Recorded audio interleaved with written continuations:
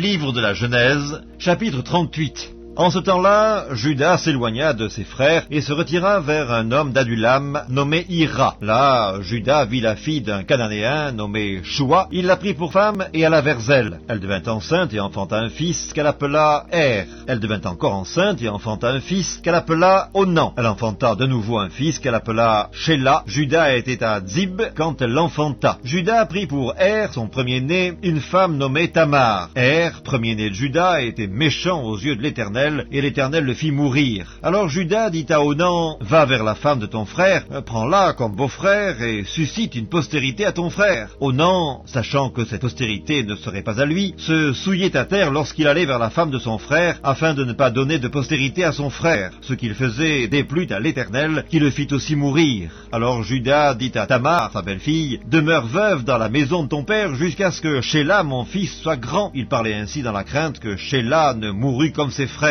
Tamar s'en alla et elle habita dans la maison de son père. Les jours s'écoulèrent et la fille de Shua, femme de Juda, mourut. Lorsque Juda fut consolé, il monta à Timna, vers ce qui tondaient ses brebis, lui et son ami Hira, l'Adulamite. On en informa Tamar et on lui dit, « Voici ton beau-père qui monte à Timna pour tondre ses brebis. » Alors elle ôta ses habits de veuve, elle se couvrit d'un voile et s'enveloppa, et elle s'assit à l'entrée d'Énaïm sur le chemin de Timna, car elle voyait que Shéla était devenu grand et qu'elle ne lui était point donnée pour femme. Juda la vit et la prit pour une prostituée parce qu'elle avait couvert son visage. Il l'aborda sur le chemin et lui dit « Laisse-moi aller vers toi », car il ne connut pas que c'était sa belle-fille. Elle dit « Que me donneras-tu pour venir vers moi ?» Il répondit « Je t'enverrai un chevreau de mon troupeau. » Elle dit « Me donneras-tu un gage jusqu'à ce que tu l'envoies ?» Il répondit « Quel gage te donnerai-je ?» Elle lui dit « Ton cachet, ton cordon et le bâton que tu as à la main. » Il les lui donna. Puis elle alla vers elle et elle devint enceinte de lui. Elle se leva et elle s'en alla. Elle ôta son voile et elle remit ses habits de veuve. Juda envoya le chevreau par son ami l'Adulamite pour retirer le gage des mains de la femme. Mais il ne la trouva point. Il interrogea les gens du lieu en disant « Où est donc cette prostituée qui se tenait à Énaïm sur le chemin ?» Ils répondirent « Il n'y a point eu ici de prostituée. » Il retourna auprès de Juda et dit « Je ne l'ai pas trouvée, et même les gens du lieu ont dit « Il n'y a point eu ici de prostituée. » Juda dit « Qu'elle garde donc ce qu'elle a, ne nous exposons pas au mépris. Voici, j'ai envoyé ce chevreau, et tu ne l'as pas trouvé. » Environ 3 mois après, on vint dire à Juda, « Tamar, ta belle-fille, s'est prostituée, et même la voilà enceinte à la suite de sa prostitution. » Et Juda dit, « Faites-la sortir et qu'elle soit brûlée. » Comme on l'amenait dehors, elle fit dire à son beau-père, « C'est de l'homme à qui ces choses appartiennent que je suis enceinte. Reconnais, je te prie, à qui sont ce cachet, ces cordons et ce bâton. » Juda les reconnut et dit, « Elle est moins coupable que moi, puisque je ne l'ai pas donnée à Shéla, mon fils, et il ne la connut plus. » Quand elle fut au moment d'accoucher, voici, il y avait 2 jumeaux dans son ventre, et pendant l'accouchement, il y en eut un qui présenta la main. La sage-femme la prit, et y attacha un fil cramoisi en disant, « Celui-ci sort le premier. » Mais il retira la main, et son frère sortit. Alors la sage-femme dit, « Quelle brèche tu as faite ?» Et elle lui donna le nom de Péretz. Ensuite sortit son frère, qui avait à la main le fil cramoisi, et on lui donna le nom de Zérak.